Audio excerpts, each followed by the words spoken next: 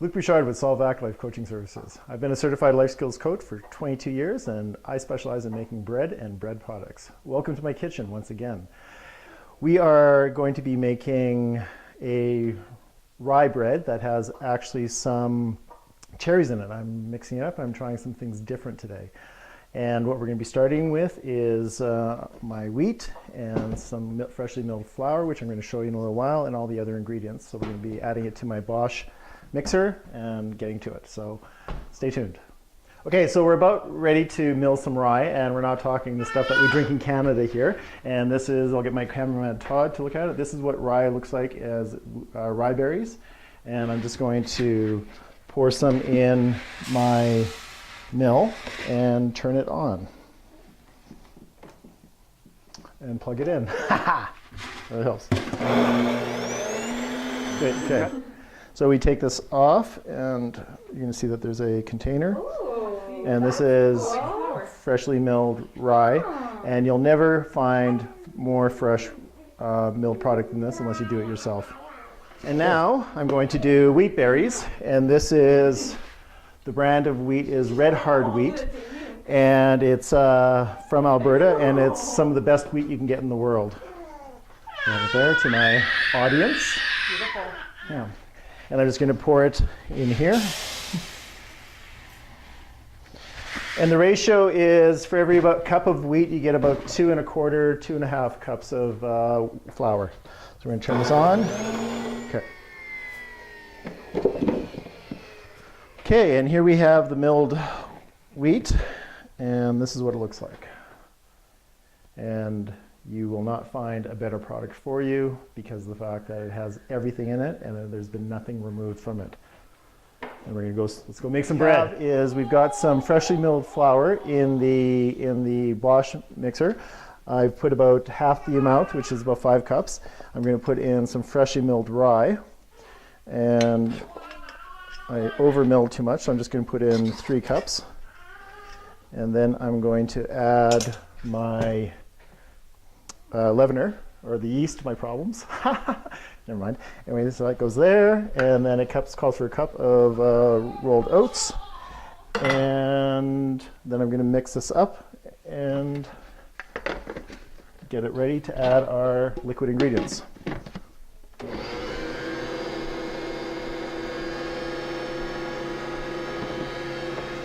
So as you can see, that's mixing up quite nicely. Turn that off. And so in our liquid ingredients, we have milk, water, vegetable oil, molasses. We're supposed to have orange peel, but forgot about that. Got brown sugar and salt in here. And so we're going to add, yeah, it's not too hot. So.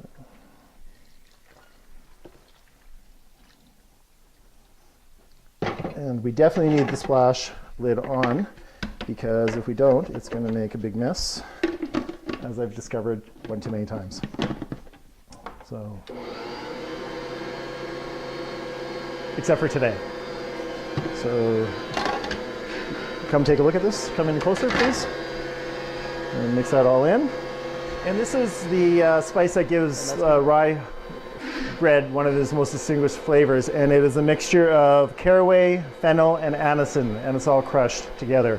And that's what really is the very poignant part of rye bread. And I've thrown it in my blender, and I pre-mix it in advance. So we just add that in here. And I'm going to set the timer because I need to knead it for 9 minutes. I don't want to go much longer than that, or I might over knead it and then kill the leavening process. So set the timer. Set the timer. Okay. And now what I'm going to start doing is just adding more, so you can come closer, please. I'm just going to start adding more flour. Okay, as my cameraman has an attention deficit moment, we're back. What I have is 2 cups of dried cherries, and we're going to try this instead of raisins to see how that turns out in the oven.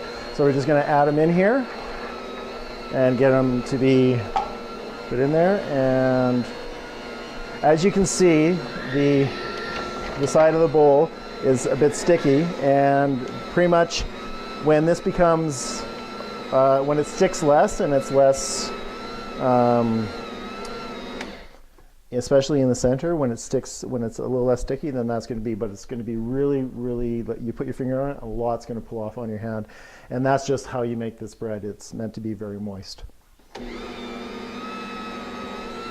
Okay, as I'm told that I'm getting in the way of the visiting between my cameraman and my guests, I understand they're beautiful women. But anyway, we must attend to our needs. Anyway, so here we have the rye cherry bread, and it's been milled, or it's been kneaded for approximately 8-9 minutes, and it's good to go. So I'm going to put this over here so I have back up. And then what we're going to do is I'm going to spray my pans. Okay. So what we're going to do is we're going to get ready to divide the bread up into equal portions and loaves. And first of all, I'm going to put some oil down on the counter here. And then I'm going to take the, and actually put that on like that. And turn this over and put some oil on my hand, because it's quite sticky.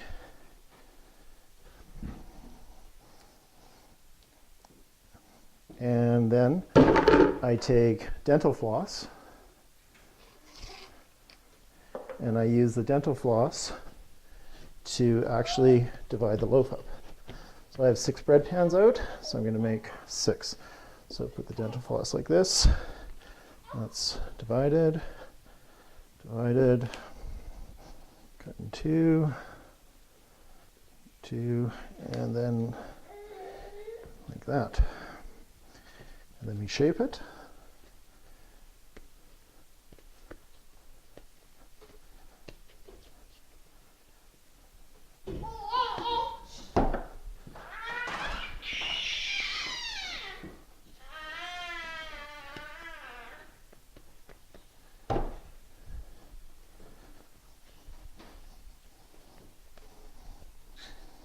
And we hear the babies in the background, which is pretty cool.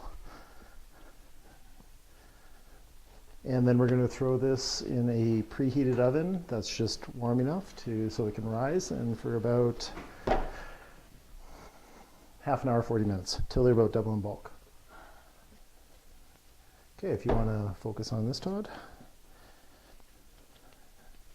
Okay, so now we're going to check the rye bread to see how it is, and I'm a bit nervous because it hasn't been rising that much and I don't know what that's about, but yeah, this isn't good. Like, really, this is not much bigger than what is before. So we're going to bake it, and we might have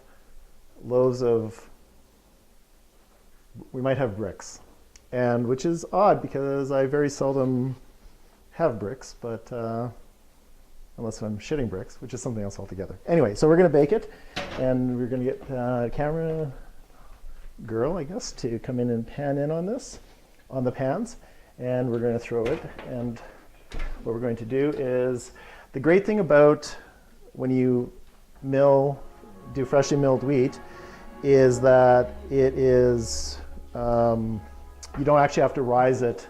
You can preheat the pan. And sorry, got a lot of action going on here. You can preheat the oven with the pans in it and just extend your baking for 5 more minutes. And these are 35 minutes. And we have Dire Straits playing in the background, which I hope YouTube won't kick me out on. But anyway, I'll give a good credit right now that it was really Mark Knopfler and the Big 8, a big hit from the 80s in the Brothers in Arms album. But that's another topic altogether. Okay, so I'm going to turn on the oven to convention bake to 350 and go. Okay, and that's good. All right, so as you can hear, the bread is ready to come out. And I've checked it a few times, and it's actually looking like it hasn't risen that much. And I'm not really sure what happened with that, but let's take a look. And so here we have one, and this looks like a brick, another brick. And it's very interesting how this is actually has happened, because I have these cracks in it right here, and I Really? I'm a bit at a loss as to what it is. I'm going to have to talk to my bread guru about what specifically happened. Anyway, so back in frame, and I'm going to put them on that, and yeah, I really don't know what I did wrong, but what are you going to do? Sometimes you get them, sometimes you don't, and we just need to know that when you're, frankly, had a lot of people here today, and it was pretty hard to focus at times. So I know I put the yeast in, but I don't know what else I did wrong. Anyway, so this is what they look like on the cooling rack. And what I'm going to do is actually cut into them, and once they've cooled, and see if they're just really thick or if they're doughy on the inside. So we're now going to cut into the rye bread that has dried cherries in it, and we're going to see if I've got a big lump and brick of stuff, because here is what it looks like. Maybe I should do it on this camera, and it's pretty heavy. So we're going to cut into it.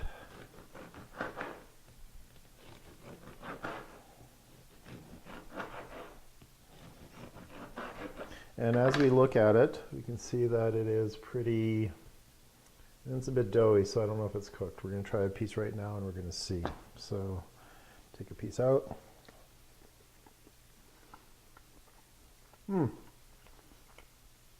Yeah, it's just really thick. It's just really heavy, and that's part of the process of freshly milled rye and freshly milled wheat. And so it's okay. I'm going to cut the rest of it and see what it's like now.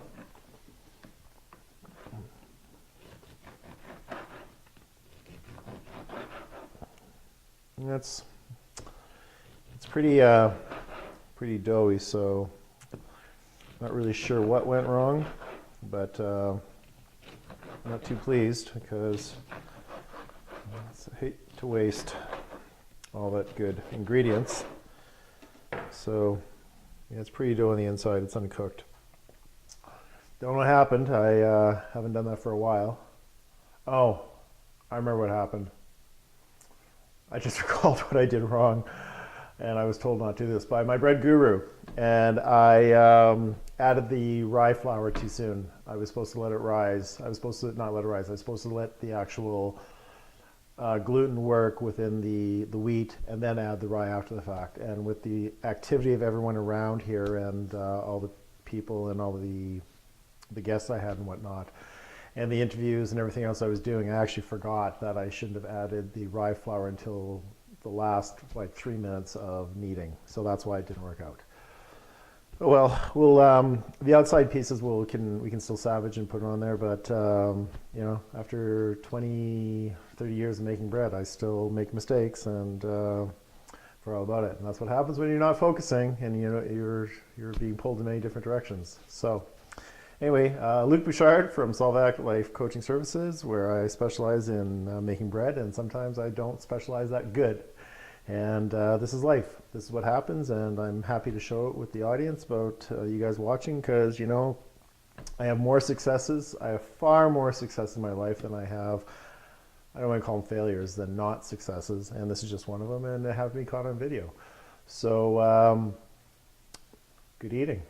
Okay, guys, take care, and tomorrow will be interview day. Bye now.